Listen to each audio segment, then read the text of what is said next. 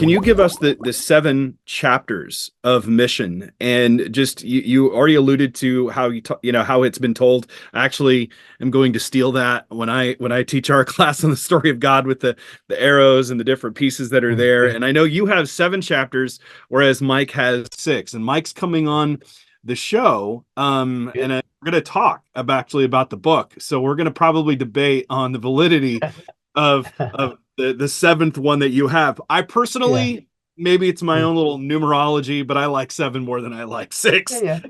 True. So Yeah. tell The really seven brief. are, yeah, very briefly. These are what we call seven acts of the Bible drama. Thinking of the Bible as a play or a drama, with the director as God, a cast of thousands, all the characters in the Bible, um, directed by God. But at one point, we, as it were, who are initially the spectators, because we're watching this drama unfold, we then get invited onto the stage to participate. We become part of the cast. That's the metaphor, really, that's going on. Act one is creation. In the beginning, God created the heavens and the earth. So there's a great beginning to this story.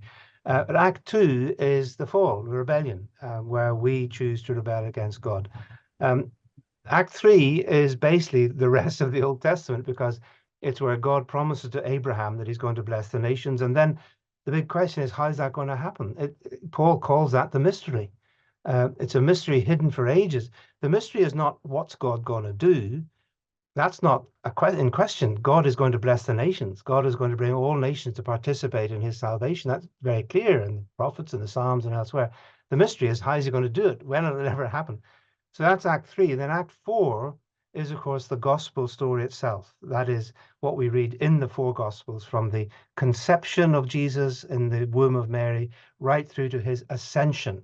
It's not just his life and death. It's the whole story of conception, birth, life, teaching, atoning death on the cross, victorious resurrection, and ascension to the right hand of God, so that he is now the reigning king. That's very important.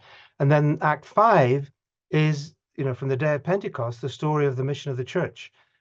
That's where we are now. That's where we are participating in the story. Now, at that point, Mike and others would tend to put in the whole big ending. That is the new creation. Christ comes back, resurrection of the dead, final judgment, new creation.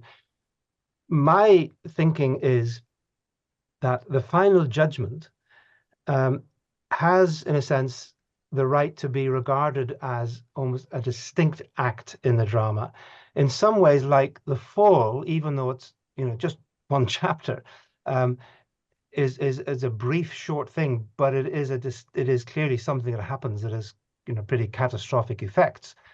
Similarly, the final judgment is part of the story, because it's part of the good news, because the good news is that God is not going to let evil and sin and Satan get away with it forever. There will come a time when God will put all things right, and all wrongs, as it were, will be undone, and the consequences of sin and evil will be borne by those who have refused to repent, as it were. So the final judgment is, yes, very bad news if you remain unrestored, unreconciled to God. But it is very good news when we think about the cosmos as a whole, because if in the end things were never going to be put right, then we live in a moral chaos. There's no ultimate rectification. And I rather like that word rectification, because I think that's what it means to judge the earth. End of Psalm 96, the whole of creation is rejoicing. Why? Because God is coming to judge the earth, and he will judge the world with righteousness and equity. Now, when God judges, he does what human judges in the Old Testament were supposed to do. They were to put things right, get things sorted out, decide who's guilty and who's not, and make restitution. The act of judging is a rectifying of a broken situation, if you can, putting things right. And God says, in the end, as Abraham recognized, the judge of all the earth will do what is right. And that, I think, therefore, is what I call Act 6. And then after God puts all things right, he makes all things new. And so you have the ultimate new creation. So those are, to me, the sort of the seven acts of the biblical drama. And as you say, they're nicely kind of perfect, and also means that the cross, Act 4, comes at the center of the Mm. story.